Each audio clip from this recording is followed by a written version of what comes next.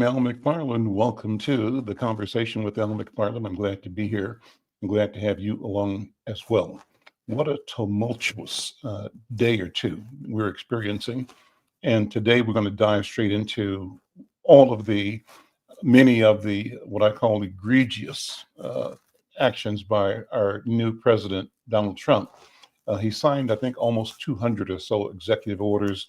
Many of them have direct consequence for Black people, marginalized people, immigrant people. Many have consequences for state and local governments.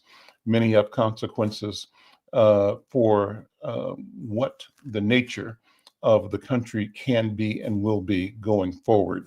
I was reminded, I just saw a note somewhere where someone said that when, was it Andrew Johnson pardoned all the people who were in the Confederacy when he took power, that shortly thereafter, there was this period of the Reconstruction, but then the dismantling of all the progress and basically the reversion to a condition of, if not de jure, de facto enslavement for African people. It was a rough time. And the question is, will that be what we're looking at right now? Well, I'm pleased to have to co-anchor with me today, and hopefully in days future as well, my good friend Ndugu Yusuf Mjini. Yusuf, thank you. We had a great program yesterday. Number one, our KFAI broadcast and live stream was excellent. We want to continue that because we think the issues demand and deserve our attention. And our job as communicators is to ring the bell and to let people know that it's time to think and time to do. Yusuf, how you doing today, man? Very good. Thank you for the invitation to join you again, brother. Always a pleasure.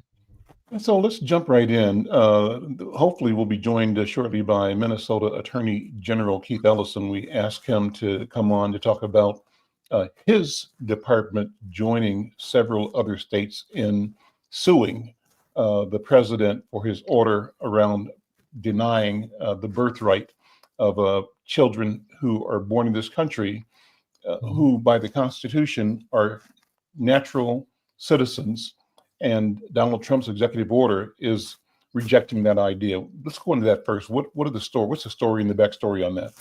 Well, I think it's important, Al, that you pointed out that citizenship birthright is included in the Constitution, and an executive order on its own merit cannot amend the Constitution of the United States without ratification of Congress and 34 states. So the president is reaching considerably beyond the power of his office to try and fulfill his campaign promises. He's made the border and illegal immigration a priority for all of the branches of the armed forces. He intends to continue his pledge to build a wall on our southern border with Mexico. And he has promised that this week raids will take place in Chicago, which are being described in advance as shock and awe, to rid Chicago of up to 1 million undocumented residents within that city. And there are a number of other executive orders that dovetail on immigration, on citizenship, birthright. Let's jump into those. Attorney General Keith Ellison is joining us now. He's just in the waiting room. Bring him on and jump into what this means for his office in Minnesota. Keith Ellison, Attorney General Keith Ellison, thank you so much for joining the program and for the work you're doing. One of the things you have done is joined a lawsuit challenging some of the actions of the president. Why don't you set the context, tell the story, what you have done and what lies ahead? You have to unmute Keith. There we go. Yeah. Well, thank you, Al and Yusuf. Good to see you both. Really a pleasure. And so here's the situation. So the president has been promising for a long time now that he was going to take adverse action on a range of issues, including immigrants, including women's right to choose, including workers' rights, the environment, a range of things. And I think for essentially optics reasons, he unloaded a bunch of these things on the same day. Hmm. At the very same time, he gave pardons to 1,500 people, some of whom who beat police officers and threatened the Capitol, all because they wanted to stop a lawful election. So Some of them that's what have he. 20 years in prison. I'm Some sorry. of them What's were that? given 20. Some of them were given 20-year prison sentences. Who he Yeah. pardoned. Yeah, that's right. So Enrique Tarrio had 22 years. Stuart Rose had 18 years for violent insurrection, sedition, very evil, uh, basically criminal convictions akin to treason, right? Hmm. So this is what they were convicted for in front of a jury. They had all their appeal rights, and so that's the reality. So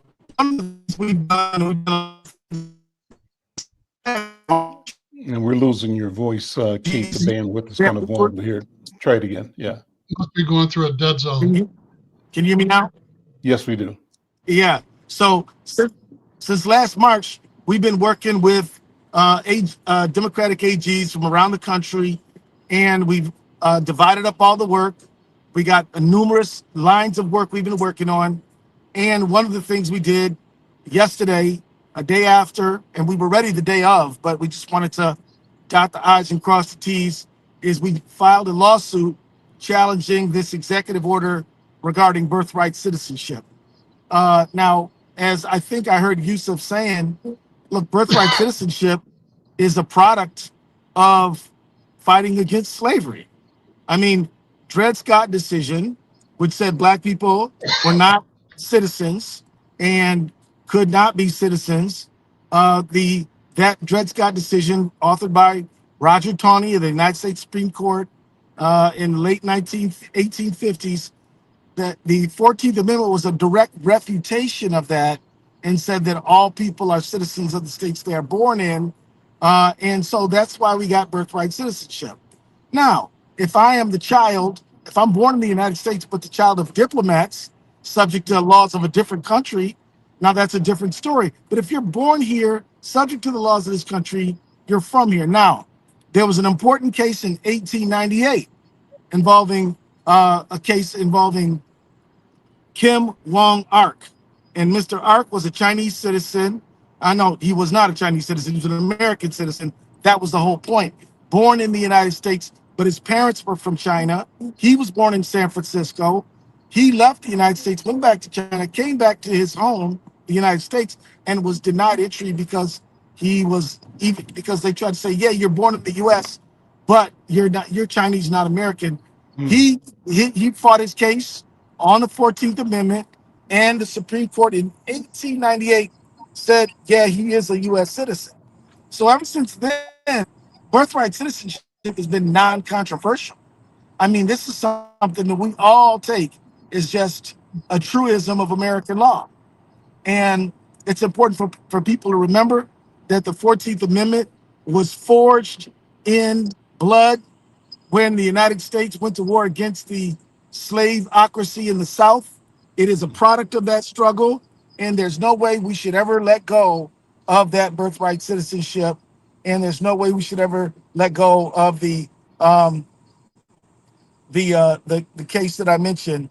And so that's that. So we filed a case, and Hmm. we expect to, quite honestly, if the statutory language, if the language of the 14th Amendment means anything, and the precedent of U.S. versus Kim Wong Ark means anything, we will win at the district court and at the appellate court. The Hmm. real question is, has this radical U.S. Supreme Court, made up of cronies, what are they going to do? Are they going to Hmm. uphold precedent like they said they would when they were confirmed? Or are they going to do something else? And I just want to say this, there's nothing conservative about overturning the Kim Wong Ark case. It is an act for radical extremists, and we're going to see, are they really conservative? Are they trying to conserve American law and jurisprudence? Or do they have a whole nother agenda? And I will also say this, a lot of people have rhetoric and they say, we're just against illegal immigration. Mhm. Oh, we're just against illegal immigration. Well, this shows that that is not true. By the way, never been true. And Haitian immigrants who the president defamed in a debate against Kamala Harris, saying they were eating Mhm. dogs and cats and pets, they were legal. And everybody's a birthright citizen is legal, and they don't like it. So we are not talking about just illegal immigration. They're trying to shut down immigration, which has been a cornerstone of American life since the inception. So um, those are just a few thoughts, but that's what we're doing. We're Well, suing, and we got more coming. Yusuf raised the question that how this attitude will impact you personally and attorneys like You you in states and cities that you now have are you friendly now have like a yourself. bullseye on your back, Keith, because yesterday the Justice Department directed federal prosecutors to investigate and prosecute state and local officials who don't cooperate with the president's plan to carry out mass deportation. And we know that in Hennepin and Ramsey County, there are sanctuary city ordinances that prohibit local law enforcement from assisting in immigration enforcement, which should rightfully be a federal role. How does this affect you and other local and state officials who could be prosecuted and accused of not cooperating with the president's plan to carry out mass deportation? He announced in advance that this week they would conduct illegal immigrant raids in Chicago, which they describe as shock and awe, using the military. What does this do for the sanctuary status of Hennepin and Ramsey counties and your office? Well, let me just say this. The term sanctuary city is not a term in Minnesota law. It is a term we use in common parlance. It's a conversational term. But the only thing Minnesota law says is that Minnesota dollars and therefore Minnesota staff are dedicated to carrying out Minnesota law. And the federal government has its work to do, and the state government has its work to do.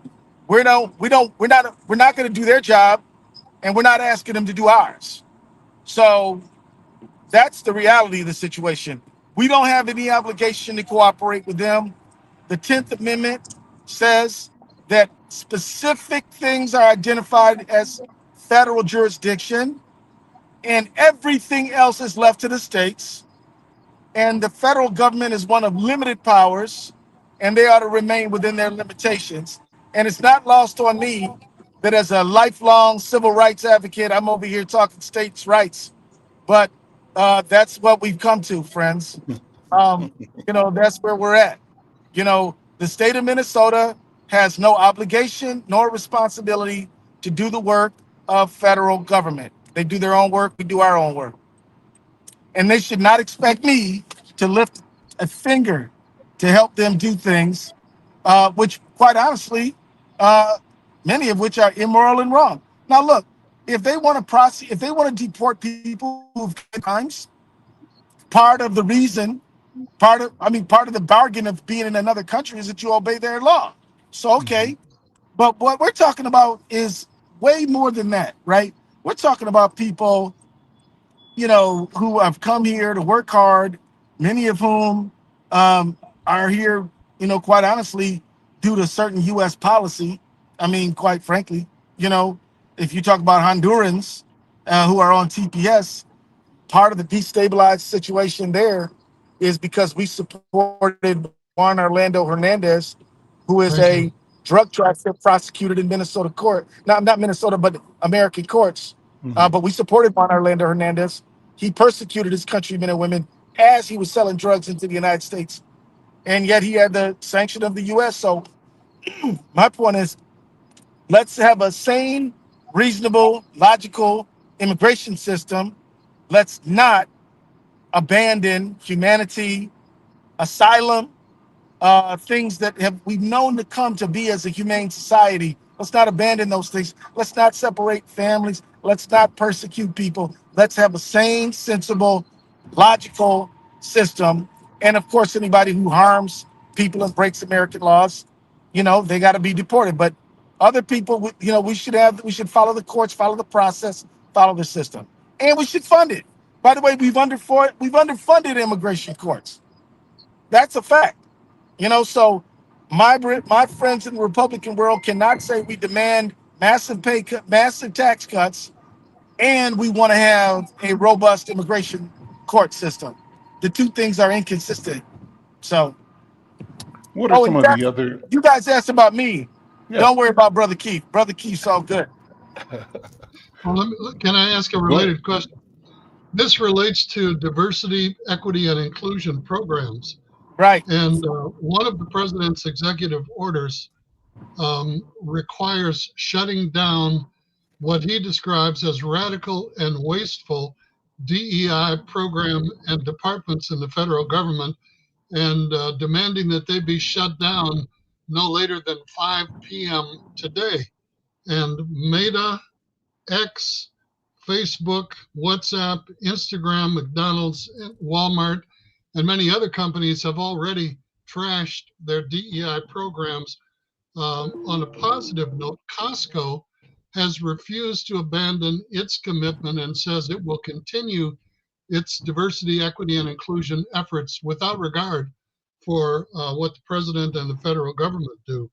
But given this notion to consider anything critical race theory or DEI, back in the day, as the young people referred to it, we had selective buying campaigns against companies that didn't have the best interest of marginalized communities at heart. What do you view as the impact of this attack on DEI programs and departments, and what would be an acceptable response on the part of the citizenry? Well, I tell you, I am very disappointed in all those companies that have abandoned their DEI programs. One wonders whether they had any commitment at all to begin with. And hats off to Costco and every other company that sticks by it. And here's the simple matter. It is not true at all, and I've been a lawyer for 35 years, and both of you knew me before I was one, that DEI is somehow illegal. It's perfectly legal. In fact, it's the opposite of discrimination. It's inclusion. And so anybody who thinks that they don't want to do, if you don't want to do DEI, what you're saying is you don't want to do inclusion. What you're saying is that you are at least open to the resegregation of our society. And so that's really, I think we need to deal with the fact that we're dealing with some Jim Crow people. We're dealing with people who would like to reinstitute Jim Crow. Now, don't expect Jim Crow to come back exactly the same way. There's a very important case called there was a case involving a gay couple that where the company refused to do their website for them, and I think it was something like CI3 Creative. I might be getting it wrong, but it has creative in the name. And this website company said we don't serve gay people. The Supreme Court said that was their First Amendment right. And so if it's true that you can discriminate against gay people because of your First Amendment, why then can't you discriminate against black people and say it's my First Amendment right? So they've already established the constitutional discrimination, and they've already put that back in the Constitution. Now they're saying no DEI. What will they say in 26, 27, 2028? I think we got to get ready for another civil rights movement, because that is what we're looking into. Now, Yusuf already mentioned it, selective buying, things like that.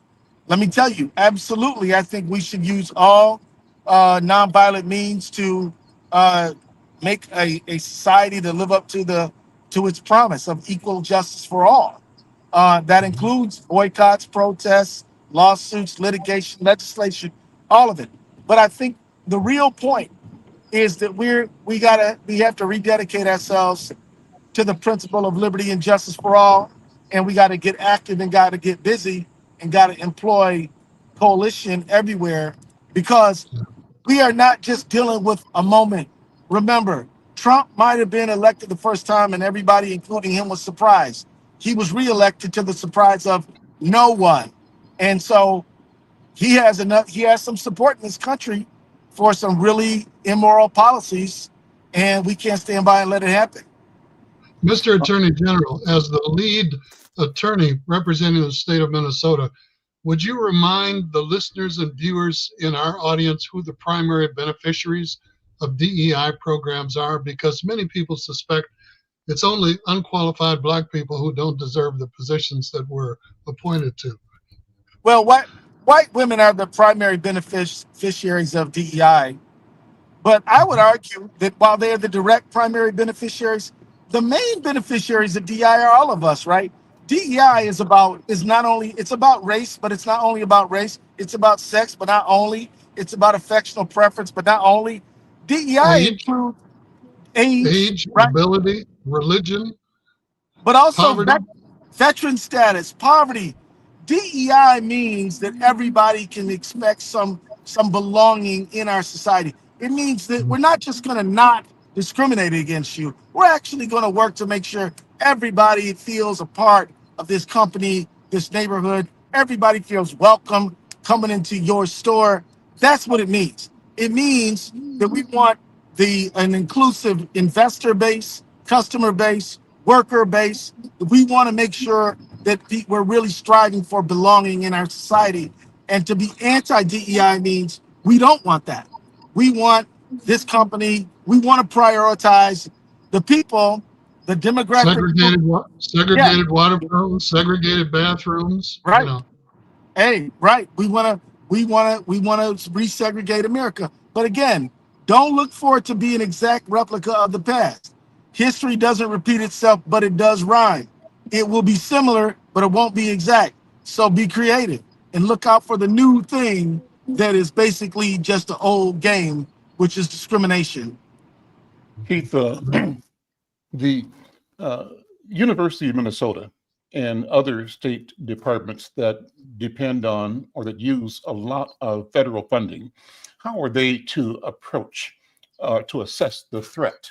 What I'm hearing in the news is that the orders are coming or have come saying that if you're using federal funds, you cannot do that if you're operating with a DEI program. So what's going to happen with the University of Minnesota, in particular, all of our institutions that are utilizing and funneling state funds back to the state?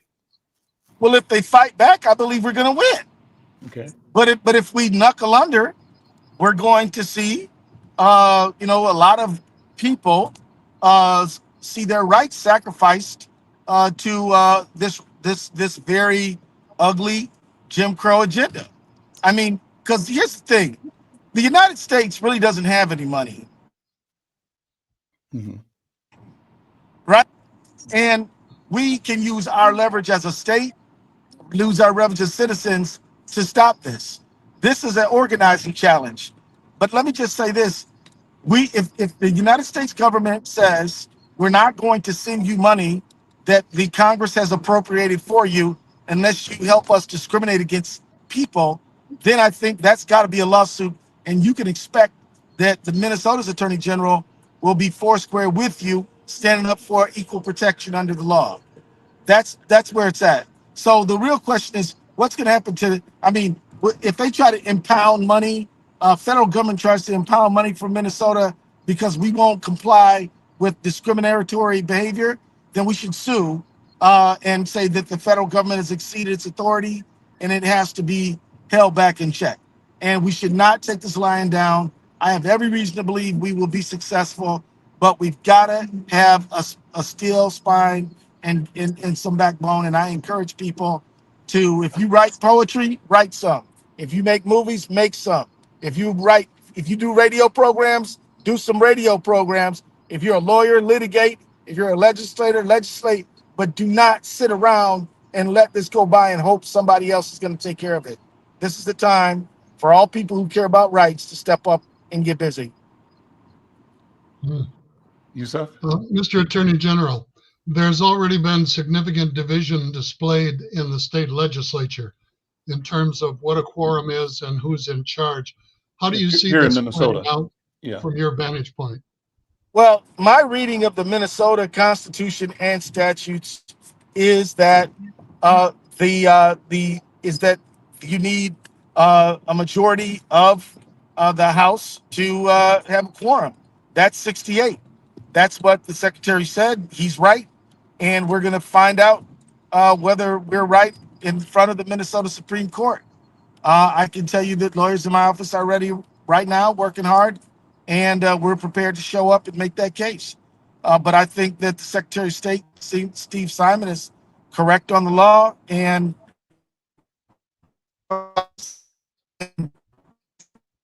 where we stand. Mike V wrote in the chat, Attorney General, the administration, and you've talked about it already, but you can address it again if you would. The administration is talking about putting, here it is, putting conditions on federal funding that blue states receive. So you've said it, but say it again. What strategy does the current Minnesota leadership have to blunt efforts by the new administration? How does our state as a state respond? Well, let me just say, as a state, we should remember that the states actually predate the United States. And that is part of the reason why the states have certain rights and the federal government has certain rights. In fact, the federal government is the government of limited powers. And the states' powers are plenary. And the 10th Amendment stands for that simple idea. So if the federal government tries to withhold, withdraw, suspend funds to Minnesota or any entity therein because we won't follow their discriminatory policy, the federal government can and should expect to get sued for that. But know this, Trump does stuff he knows he's going to be sued for. We started out talking about this thing on birthright citizenship. Trump was under absolutely positively no illusions. He knew it. He knew we would sue over this, and we did. What he's trying to do is move what you call the Overton window. He's trying to expand the possibility of change in a way he wants. Certain things are unthinkable during certain times, but if you push the window, you push the boundary, you can expand and make the impossible possible. That is what he is doing. And so before, and Trump has done that on multiple fronts. Story of his life. Yeah, sexually assaulting women. He's normalizing corruption. Being elected after, 34 felony convictions and no apologies, by the way, no expressions of regret at all. Doing exactly what you're accusing other people of doing, which is weaponizing government. So that's what he's doing here. He knows we're going to sue. He doesn't know whether he's going to win. He thinks his chances are okay because he appointed the 3 of the Supreme Court justices, and he's got Thomas and Alito over there. But, so he's going to roll the dice on that. But it's just like the Roe v. Wade. It's just like Roe v. Wade. How many people do you know, Al and Youssef, who thought the repeal of Roe v. Wade was unthinkable and not possible until it happened? Until it happened, yeah. And so the question then becomes, how are we to understand that our rights are really, really at risk broadly and deeply, and we can act like it won't happen because it's unthinkable until it happens. And if that's the case, what ought we be doing? You've mentioned it before, but I think it's worth saying again, organize. How do we fight? Absolutely. Well, let me say, all of us have been endowed with different gifts and talents and interests. The 2 of you are talented broadcasters.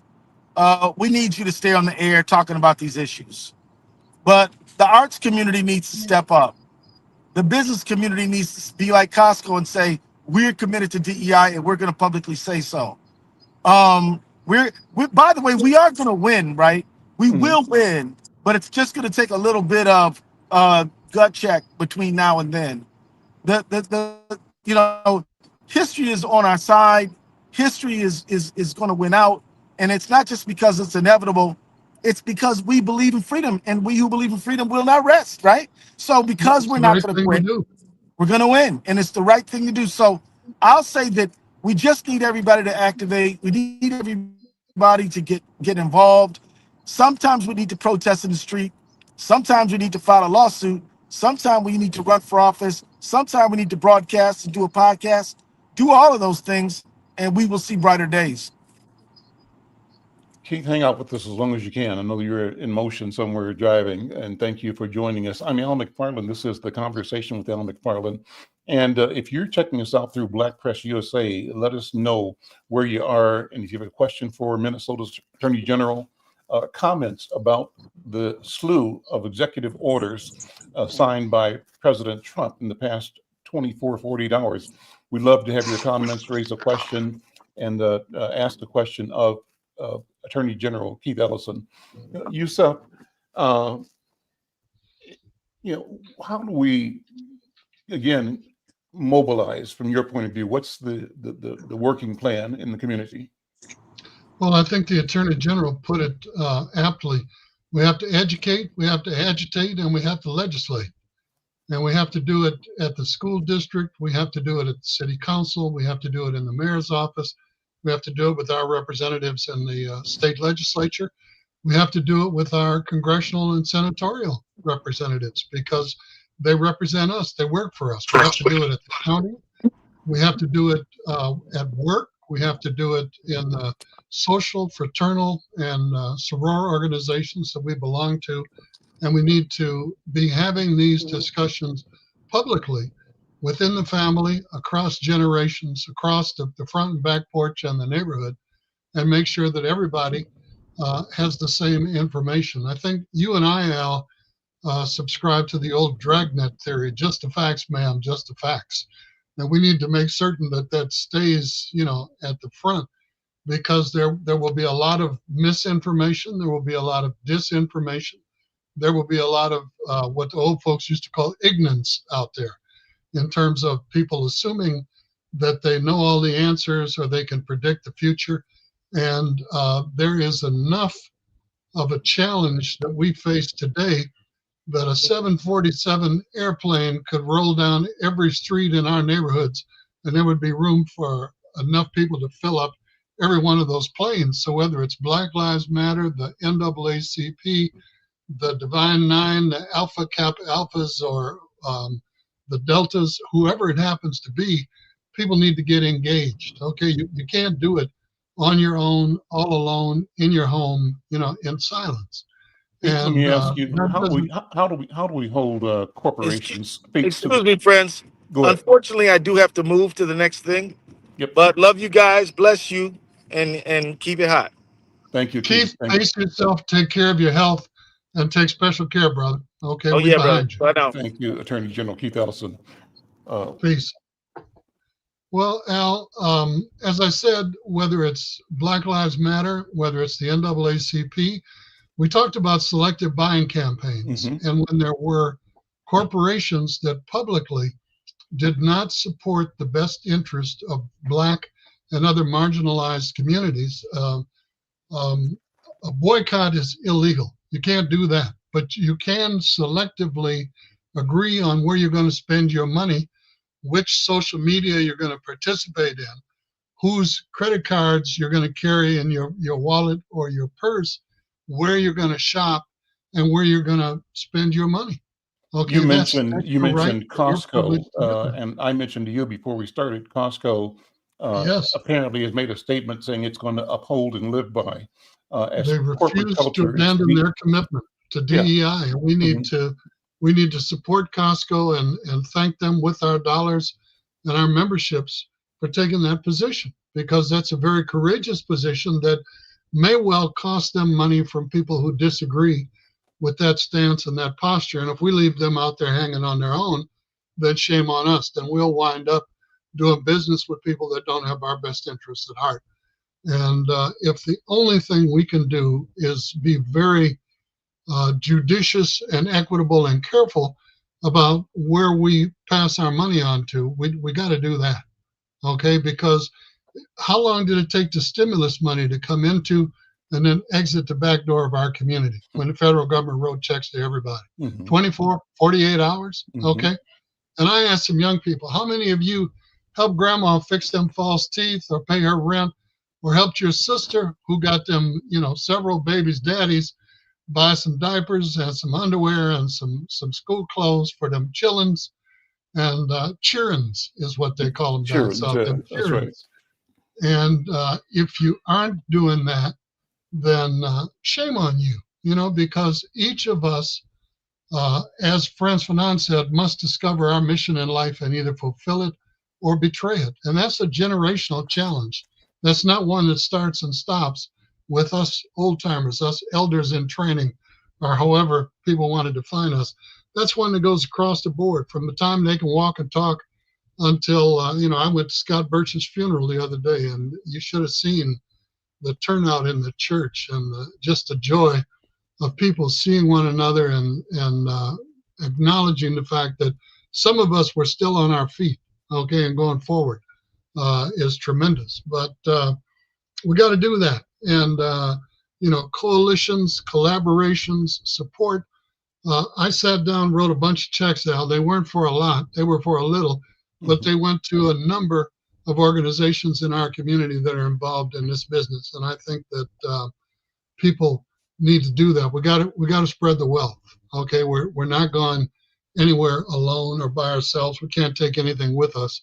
So we really need to be about promoting solidarity and self-sufficiency and education and whatever we can do that's going to help people straighten their backs and stand up in the face of this onslaught that we are going to be facing, not enjoying, but facing for at least the next 4 years. And it may take us 20 years to undo the damage that could be done in the next 4. And we can't wait until the 5th year to begin that work. We got to start early and often and with every opportunity that presents itself. And we've got to encourage, we've got to be positive, we got to salute and support people who are doing it and thank them and acknowledge them, because there are a lot of people who are doing what they can with what they got, the best that they know how. And Maya Angelou said, we do good until we know better, and then we do better. And when we do better, we learn better, and we do more better. Okay? And we keep doing it. And we must do better. We cannot just get along, to get along. Okay? What are some of the other executive orders? You've looked at some of them. Why don't you run through the ones that stick out, that stink the most? The orders that the president signed on Monday, as soon as he took office, focused on immigration, the border, transgender practices, and environmental protections, eliminating environmental protections. We've mentioned the largest deportation program in U.S. history. We talked about what's scheduled to go down in Chicago this week, and the efforts to end birthright citizenship. Attorney General Ellison is one of 13 state attorney generals who is suing the federal government over the birthright citizenship executive order. And the president pardoned more than 1,500 individuals who were involved in the January 6th insurrection at the United States Capitol. Okay. And one of the late night commentators mentioned that this was the second time that the president held inauguration ceremonies inside the dome of the U.S. Capitol. The president also pardoned 14 individuals from these extreme right-wing groups, Proud Boys, the Boogaloo Boys, and the Attorney General mentioned 2 who were sentenced to 20 and 22 years in prison, who are now free. And all of these people were involved in the insurrection in the United States Capitol, chanting, "Hang Mike Pence, hang Nancy Pelosi." There were U.S. Capitol Police who lost their lives. Only one of the 1,000 or more insurrectionists lost their life. I think in total, 6 people lost their lives as a result of injuries suffered that day.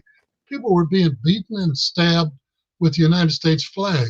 People dressed like Chewbacca, and the president, the former president, instructed the federal government to remove the metal detectors so that people could walk through and gain entrance to the grounds with automatic weapons on their backs and in their arms. And if you didn't see it on live on television as it took place, I mean, it was truly horrendous, absolutely horrendous.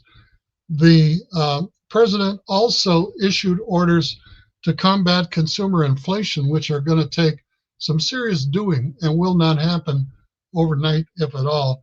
He eased the regulatory burdens on oil and natural gas production, including in U.S. national parks, including in the Alaska reserves, including in the U.S. reserves of oil and natural gas, and eliminated all of the restrictions, the environmental protections, and the other safeguards. He has issued an executive order to temporarily suspend the ban against TikTok for 90 days, which is also being challenged because bipartisan members of Congress instituted that ban. And again, an executive order cannot override something that Congress has done without Congress buying into and voting to support it. He also withdrew from the World Health Organization, and his involvement and horrendous posture during the COVID epidemic, where hundreds of thousands of United States citizens, Americans, lost their lives because he encouraged them to inject bleach into their bodies and said it was going to go away in 2 weeks, and only 15 people were infected by this deadly disease. How many people went down for a death now? Tens of thousands, hundreds of thousands, unnecessarily, almost 1 million people dead from COVID-19, while he looked the other way and tried to pretend it didn't exist and it wouldn't happen. And many people felt that his behavior with regard to the COVID-19 epidemic was the signature reason for his defeat when he ran against Joe Biden for re-election. And many people feel rightfully so, because for the leader of what is supposed to be the greatest, strongest military presence in the free world to pretend that an earth-ending epidemic did not exist was just completely reprehensible and unacceptable. But he also withdrew from the Paris Climate Accord. Does that mean that we're going to go back to, he said he was going to reinvent coal. Okay. Are we going to reinvent pollution and congestion and asthma? I mean, the largest incidence, black lung disease. The largest incidence of asthma and lung cancer are along the I-94 corridor from the congestion caused by the pollution and the combustion from trucks and automobiles and buses using that corridor to get through the Twin Cities without having to go through the hood, okay, to save 5 minutes getting from Cottage Grove up to Maple Grove or wherever they're going. And the president also thanked Black and Latino voters who elected him, many of whom must now be feeling some sense of buyer's remorse or God help me, what did I do? Okay, because they are going to be directly impacted, and there are going to be a lot of blues albums playing in the trailer parks, believe me. The folks may have voted for Trump. He had the oligarchs and the billionaires seated in front of his cabinet appointees at the inauguration. What does that say about his priorities, his loyalties, and his accountability? Well, one thing it says, Yusef, is that there's an article in Reuters, I pulled it up here, that says President Trump Tuesday announced a private sector investment of up to $500 billion to fund infrastructure for artificial intelligence, aiming to outpace rival nations in the business critical technology.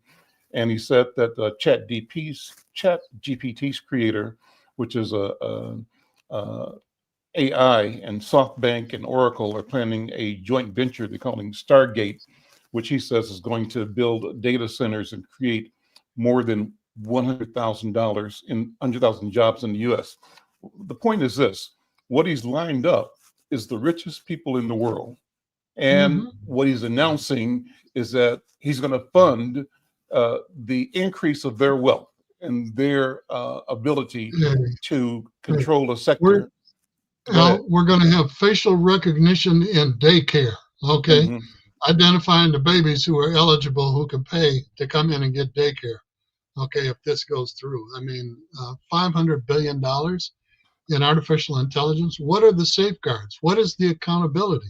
What about the liability? I mean, look at the error rate for facial recognition software Hmm. for women and for people of color, particularly dark-skinned people of color, is astronomical. Okay, the Congress ran a test, and they identified 24 members of Congress as being felons. Okay, with arrest warrants out on them because the facial recognition identified them as Joe Ugly or some criminals Hmm. rather than members of the United States Senate and Congress. I mean, it's absolutely unthinkable. And who did the tax cuts benefit? Did they benefit you and I when he was in office? No.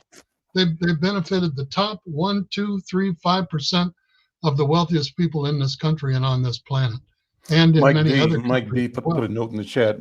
Thank you, Mike V, calling this digital racism. And Mike, I know that you're a technologist. If you would just give us a note on the consequence, the meaning, how you interpret that investment strategy, given the need to create more access and to ensure that all of us, our people included, are able to use technology both to protect and also develop our community, our family, and to create generational wealth. Mike, if you got a thought on that, drop it in the chat for me. We'd love to have your comment on that. We had a comment from Choose Compassion. I wasn't sure exactly where it was coming from, but Choose Compassion expanded as I requested. The question was, what can be done right here in Minnesota about sexual assaults within DEI nonprofits and other DEI organizations to protect citizens in Minnesota from this so that there'll be more support globally? So I question why a person would say and specify sexual assaults within DEI nonprofits versus sexual assaults In anywhere, general. Yeah. everywhere. And so Hmm. Choose Compassion, when you make that specific, I ask you to say more, because I think you probably intend to be ringing a bell about sexual abuse anywhere and everywhere, not just in nonprofits, not just in government, not just in daycare, but anywhere it occurs. I believe you are raising a voice, and what you're saying is that uh, you said that was a hypothetical example Sure. that the Department of Human Choose, Rights exists to protect choose, class yeah, rights, but if people choose feel compassion failed by also said, organizations, what do you do? yeah, Go ahead. Go ahead, you said. what do you do to get those to trust on a local level to come together as a more unified group? There are multiple organizations. There are religious organizations. There are legal pro bono organizations. There are civil rights organizations. There are social service organizations. There are neighborhood groups. There are affinity groups of people who belong to certain professions. Without mentioning someone's name, Al, I was approached by a person who was running the risk of losing their home. Mm-hmm. And I agreed to pick this person up every day for several weeks. And we went to 18 different organizations in the East Metro community Mm-hmm. to try and find some help for this woman. Mm-hmm. And it was only when we got to the 18th organization that we found the help that was necessary Wow. to save this woman's home and allow her to continue Mm-hmm. to live independently and without fear of the sheriff's office coming out to evict her. And it was frustrating. It was challenging because we went to each of these 18 organizations, shared the same information, and many of them referred us to one another. Mm-hmm. We said, well, you should go and see Organization X. Well, pardon me, but Organization X Send me told to us you. that we needed to come see you. Mm-hmm. Okay, so we're trying to pull the covers back and find out whose responsibility is this, Mm-hmm. who can assist this woman. And we were able to put together support from several different organizations, which combined was able to throw this woman a life preserver and rescue her and her home. Okay. And I, felt obligated to pick this woman up and take her every day to go to these city, county, religious, charitable, social service, United Way, neighborhood, and settlement houses and other organizations to try and find her. They say, "Oh, well, we do this, we do that." And you kept going until you found an answer. An answer is we there. had to. What was You I have going to to keep do? going. So Yusuf, this is critical, man. This is really about the instruction is we have to be with each other and to not let each other go. And it means we have to wrestle with each other or for each other. Then that's what we have to do, and do it in the spirit of building a community, of building the muscle of problem solving, because the problems can be solved. And we have to see ourselves as the problem solvers. Sure. I asked Mike V to weigh in on this question of consolidation of wealth, and he said that the consolidation of wealth and technology with the banning of DEI puts Black people further behind the 8 ball in the world of the digital divide. And if we're curating and driving the frontier technology, we can help drive the emergence of these technologies.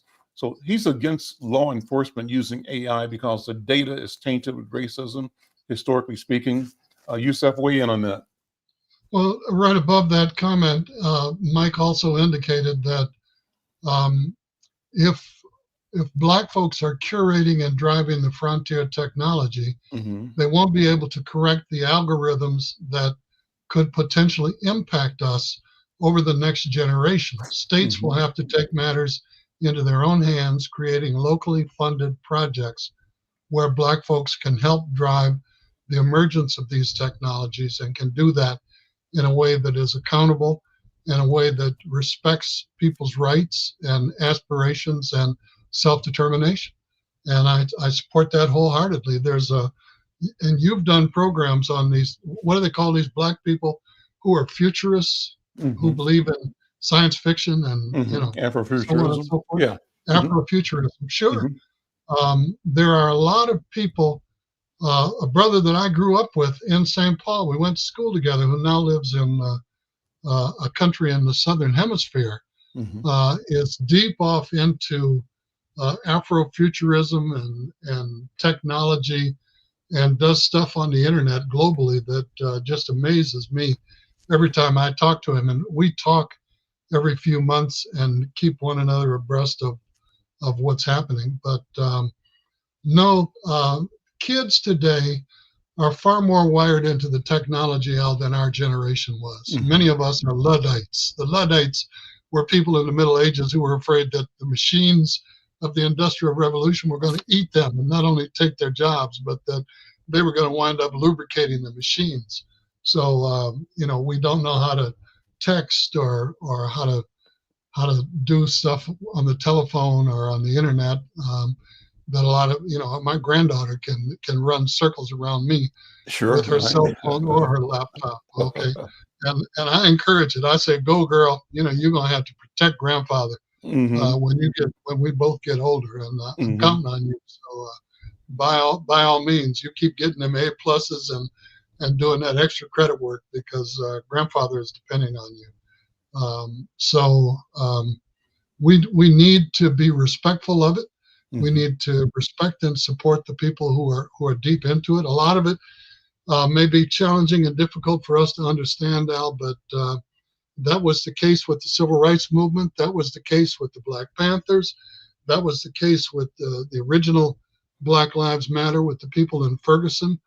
That was the case in Watts and Detroit and 100 other cities back in the 1960s, when people said enough is enough, when Martin Luther King was assassinated, when people refused to participate in unjust wars around the planet, when it was more difficult for Colin Kaepernick to take a knee, or for Muhammad Ali, Cassius Clay, to change his name than it was for Bruce Jenner to change his gender, okay, and become Woman of the Year that he did it. So we're resilient people. We're used to struggle. We're used to progress, and we're used to supporting and working together, and we have to continue to do that. And I say that at the risk of redundancy because without uniting and working together, our cause, all else is lost. Plain and simple. I think you're right, and what I believe, though, is that we both have and will call on that inner power, that resilience that comes from the retention of knowledge that we have buried, but that has served us well, knowledge of the ancestors and knowledge of a way of assembling what we experience right now and understanding that this is not new, and that we have a history of overcoming, of surviving, but also of creating in the midst of the crucible, which is on fire, and that we will therefore, given history, continue to emerge, continue to evolve, continue to transform ourselves and transform the world. That's what I believe. And I think we're up for it. And I think this is one of those times where we will be tested again. But I think we have a generation following us, and following us, Yusuf, that are saying, bring it on. Bring it on, because we're ready for the race, prepared. I know there are many who are not, but there are many who are. And we have to go with the history that we can do this. Al, you and I are information freaks, and my wife of 55 years, bless her heart, has said she's going to call the fire marshal if I bring another book in here. Thank God for the internet, because I can read the Washington Post, the New York Times, LA Times, and a number of other specialty publications and blogs all day and all night long on my phone or on the computer. So the only things we keep are the things we share.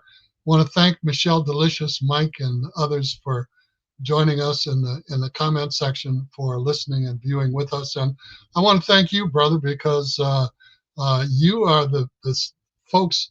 You are the person who's planting the seeds that will bloom earlier in some people and later in others. But commend you for your persistence and your resilience and continuing to do it through Insight, through the Conversation with Al McFarlane, through Facebook, through the NNPA, the Black Press USA, and Marcus Garvey House in the heart of North Minneapolis. And I've got a Marcus Garvey 50-cent piece on my keychain that I carry with me everywhere I go to keep me honest, and it works. We'll be having Marcus Garvey on the cover of the next Insight News. And what I've done is pull together comments from the Gleaner in Jamaica, one about their announcement of former President Biden's pardon of Marcus Garvey in the last 24 hours of his presidency. Another article from the Gleaner that I excerpted in building the story was about when Dr. Martin Luther King visited Jamaica, I think in about 1965, on a weekend of rest, but he laid a wreath at the grave, at the tomb of Marcus Garvey, and made comments attesting that he believed that Garvey was the first Black man to create a mass movement, mass organization in the United States and in the world. And that's a wonderful story. Then we're adding to that comments that come out of the Carib News, which is a Jamaican-based New York newspaper, and just reaction of people from throughout the diaspora about the Garvey. Why is it important? It's important because this was a textbook example of suppression. The effort to decapitate Black people by decapitating the leadership, the role, the successes of Marcus Garvey. Pattern. You mentioned it was a lawyer, right? That made his life work. Spent 12 years framing Marcus Garvey, and Marcus Garvey's parting words were, "Up, you mighty race, and accomplish what you will." I think that's still the mic drop. Yusuf, brother, thank you so much. Thank you, sir. We'll see you next time. Take care. Bye-bye. Okay.